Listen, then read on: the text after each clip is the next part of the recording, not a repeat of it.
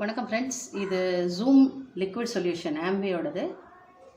நம்ம எல்லாருக்குமே home makers க்ளீனிங்னாலே ரொம்ப டஃப்பான விஷயம் இல்லையா?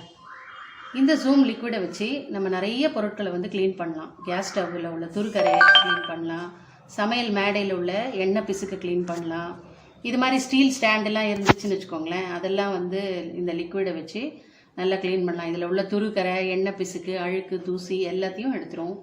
அப்புறம் இந்த மாதிரி பிளாஸ்டிக் ஸ்டாண்டெல்லாம் இருந்ததுன்னு வச்சுக்கோங்களேன், இதெல்லாமும் க்ளீன் பண்ணலாம்.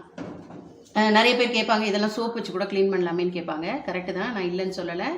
ஆனால் நீங்கள் சோப் வச்சு க்ளீன் பண்ணும்போது உங்களுக்கு நிறைய தண்ணி செலவாகும். ஆனால் ஜூம் வச்சு நீங்கள் க்ளீன் பண்ணும்போது உங்களுக்கு தண்ணி செலவே கிடையாது.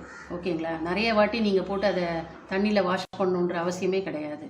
ஏன்னா இதில் கார்பன் டை ஆக்சைடு வாட்டர் இருக்கிறதுனால நீங்கள் அந்த லிக்விடை ஸ்ப்ரே பண்ண உடனேயே அது ஃபுல்லாக எல்லாம் க்ளீன் பண்ணி கொடுத்து அதுக்கப்புறம் எவாப்ரேட் ஆகிடும். ஸோ எவாப்ரேட் ஆகிடுச்சுன்னா தண்ணி போட்டு கழுவ வேண்டிய அவசியமே இருக்காது. அப்போது தண்ணி ரொம்ப சிக்கனமாக செலவாகும். இது 1/2 லிட்டர் பார்த்தீங்கன்னா 280 ருபீஸு.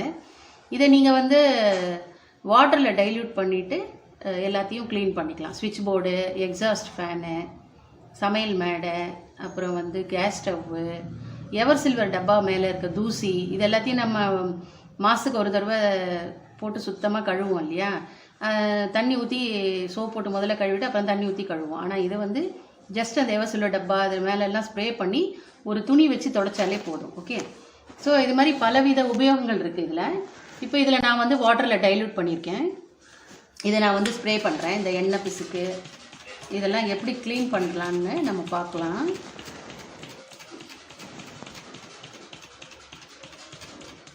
பாருங்கள், இங்கே எவ்வளோ ரெண்டு சோப்பு போட்டு நம்ம கழுவும்போது எண்ணெய் பிசுக்கு மட்டும்தான் போகும், தண்ணியும் நிறைய செலவாகும். ஆனால் ஜூம் வச்சு பண்ணும்போது துருக்கரையும் போயிடும். ரொம்ப ஈஸியாக இருக்கும். நமக்கு ஒரு க்ளீனிங் ஒர்க்கே ரொம்ப இன்ட்ரெஸ்டாக பண்ணலாம். சலிப்போடு பண்ணாமல் இன்ட்ரெஸ்டாக பண்ணலாம். பாருங்கள், நான் ஸ்ப்ரே பண்ணிட்டேன் நல்லா. இப்போ இந்த ப்ரஷ்ஷை வச்சு நான் தேய்க்கிறேன். இது ரொம்ப டஃபஸ்ட் ஸ்ட்ரெயினாக இருக்குது அப்படின்னா நீங்கள் கொஞ்சம் நேரம் ஊற வச்சிட்டிங்கன்னா நல்லா உங்களுக்கு அழுக்கு போயிடும். சரிங்களா? இது பாருங்க.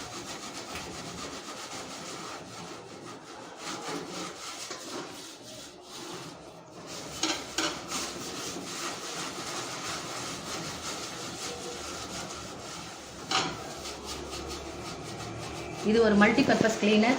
ஓகே, இந்த துருக்கரையெல்லாம் கொஞ்சம் நேரம் ஊறிச்சின்னு வச்சுக்கோங்களேன், இதில் இந்த லிக்விடில் நல்லா அழுக்கு விட்டுடும். ஓகேங்களா? ரொம்ப ஈஸி ஃப்ரெண்ட்ஸ்.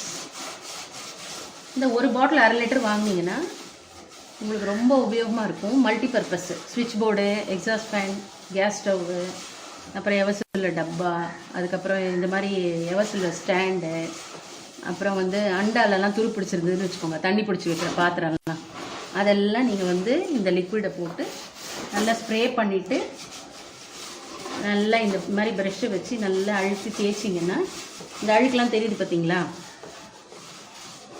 ப்ளஸ் கிளீனர் நிறைய பொருட்களை நம்ம சுத்தம் பண்ணிக்கலாம். சரிங்களா? ஸோ பாருங்கள், ஒரு கிளாத் வச்சு நான் துடைக்கிறேன்.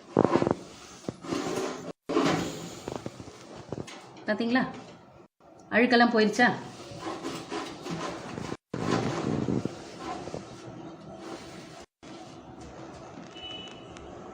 இப்போ இந்த துருக்கரையெல்லாம் போகணுன்னா கொஞ்சம் நல்லா ஊறணும்.